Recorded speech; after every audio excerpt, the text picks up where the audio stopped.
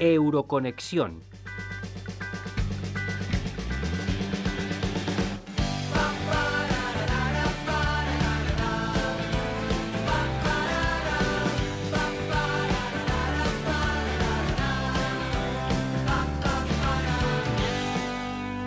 Jueves 23, viernes 24, sábado 25 y domingo 26 de mayo. Elecciones al Parlamento Europeo. Las instituciones comunitarias son entre la ciudadanía de forma mayoritaria muy poco conocidas. La causa principal de los bajísimos porcentajes de participación en las elecciones europeas puede ser esta. Hablamos de que en 2014 solo un 45,58% de la población española salió a votar en los comicios al Parlamento Europeo. Pero más baja aún es la cifra de la participación a nivel global, la registrada en el conjunto de la Unión Europea, que alcanzó únicamente un 43,11%. Los datos son aún más preocupantes si hablamos de la participación de la gente joven. Solo un 27% de los jóvenes españoles entre 18 y 24 años acudieron a las urnas. Por ello, y mirando ya al próximo 26 de mayo, hablamos con Luis Norberto González, catedrático de Derecho Internacional Público y Relaciones Internacionales en la Universidad de Salamanca y director de su Centro de Documentación Europea, Europe Direct. Conocido por muchos es que en estas elecciones europeas elegimos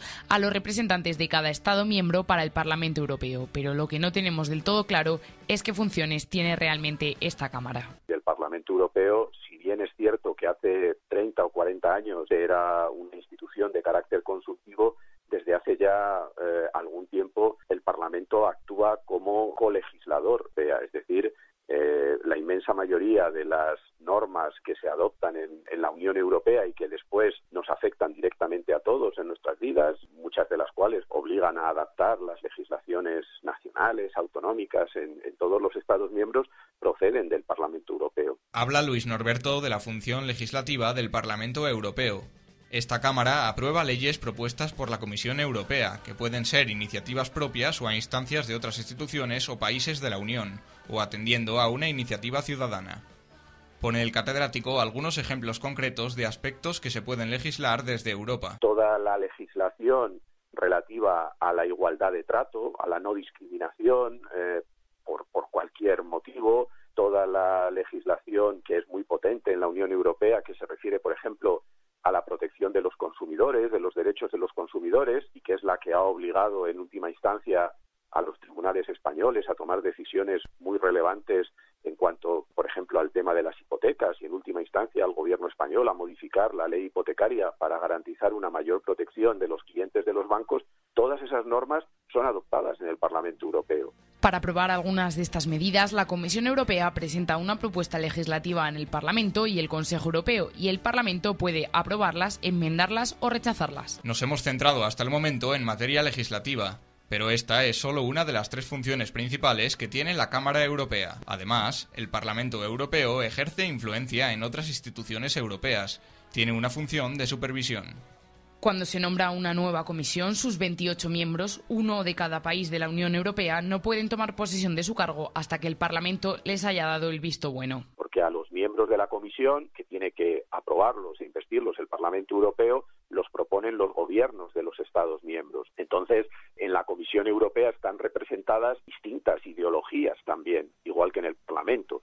Entonces ahí es un sistema de control político un poquito distinto, un poquito más complejo que el que tenemos en el ámbito nacional. El Parlamento supervisa la labor de la Comisión mediante el examen de los informes que ésta elabora y las preguntas a los comisarios. Sus comisiones desempeñan aquí un papel importante. Otras de las funciones de la Eurocámara son aprobar la gestión del presupuesto, examinar las peticiones de los ciudadanos y realizar investigaciones, debatir la política monetaria con el Banco Central Europeo y actuar como observador electoral internacional.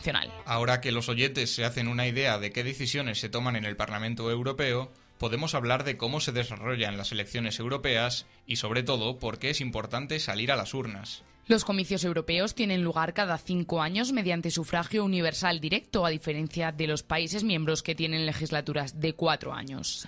En este 2019, las elecciones europeas se desarrollarán entre los días 23 y 26 de mayo, periodo de 4 días que se establece para respetar las tradiciones democráticas de los Estados miembros. En estos comicios, cada país elige a los representantes que mandará al Parlamento en función de su población. Así, Alemania, que es el país más poblado de Europa, envía a la Cámara 96 eurodiputados de los 751 que forman el total, y Malta, que es el menos poblado, elige únicamente a 6. España, por su parte, elige a 54. Estos eurodiputados elegidos en cada país, aunque representan a todos los Estados miembros en la Eurocámara, pasan a formar parte de grupos transnacionales según su ideología política. Esas personas que son elegidas en cada uno de los Estados miembros, con un sistema de reparto de los escaños que forman el Parlamento Europeo, después, una vez que llegan al Parlamento, tienen que agruparse por afinidad política. Entonces, los populares españoles pues se integrarán en el grupo que se denomina del Partido Popular Europeo, de los populares europeos, los socialistas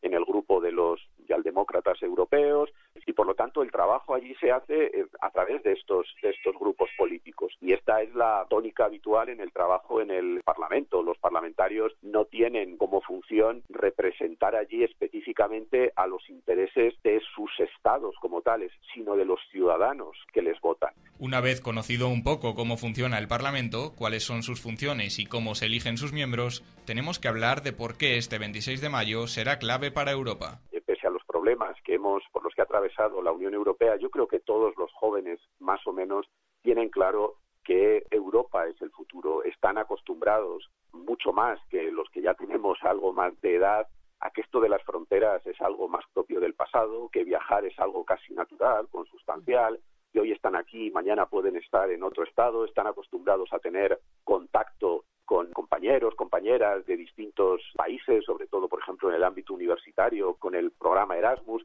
Por lo tanto, todo eso es Europa, y Europa encarna, pues, aunque a veces no lo percibamos tan claramente, ciertos valores, ciertos ideales que yo creo que entroncan muy bien con lo que son los planteamientos de los jóvenes en España en este momento, jóvenes que no han conocido una España distinta a la actual, afortunadamente, y que están acostumbrados, aunque sea eso, pues una España abierta, en la que entramos y salimos, en la que la mezcla es cada vez mayor, y todo eso pues es lo que representa Europa. Euroconexión, un proyecto de la Asociación de Radios Universitarias de España y el Parlamento Europeo desde la Universidad de Salamanca.